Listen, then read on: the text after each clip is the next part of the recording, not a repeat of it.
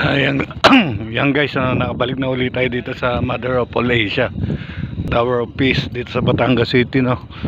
Dito tayo ngayon, December 8, no. Dito tayo ngayon, Mother of All Asia, December 8, 2023. Bumalik ulit tayo rito, no.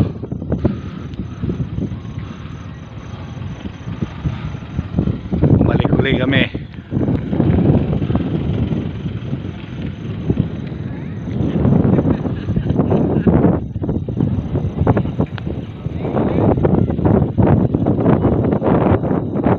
Dagat yan, mga ilaw, may mga barkong nakadaong.